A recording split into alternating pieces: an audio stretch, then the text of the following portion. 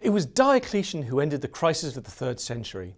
He brought military and economic stability to an empire that was on its knees. He realised that the empire was too large. His answer was the tetrarchy, the rule of 4.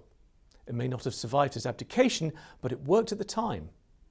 It is also to Diocletian's credit that he ruled for 21 years, he gave up power voluntarily, and that he died in his own bed. Diocletian was born in Salona in December in around 244. Little is known about the first years of Diocletian's life. In fact, he doesn't really enter history until his 40s.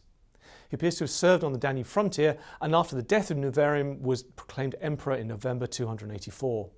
Within a year he defeated Carinus and was named emperor.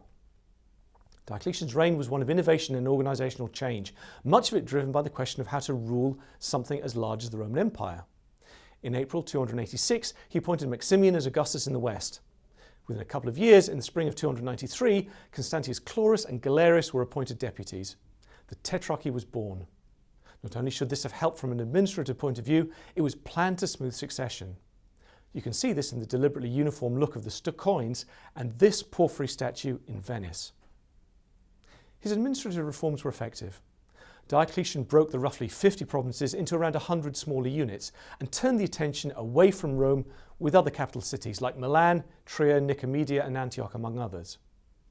That also required a huge increase in the professional bureaucracy. A welcome side effect was to separate the professional civil service from the army.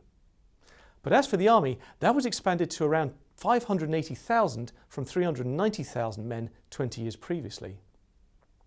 Diocletian's economic reforms were less successful. A greater army increased the tax burden, and Diocletian made a disastrous attempt to limit inflation with price controls on a large basket of goods. It was an abject failure and was repealed within a year.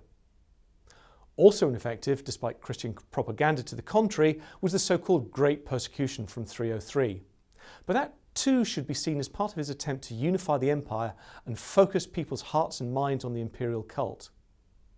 Above all, what we see is a shift in the nature of rule. Any idea of emperor as first among equals was long gone. Diocletian was Dominus Noster, Lord and Master. Diocletian was the only emperor to leave the throne voluntarily.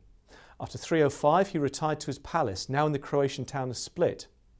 He attended an imperial summit meeting in November 308, but Diocletian refused to come out of retirement and returned to tending his cabbages. He died in December 311.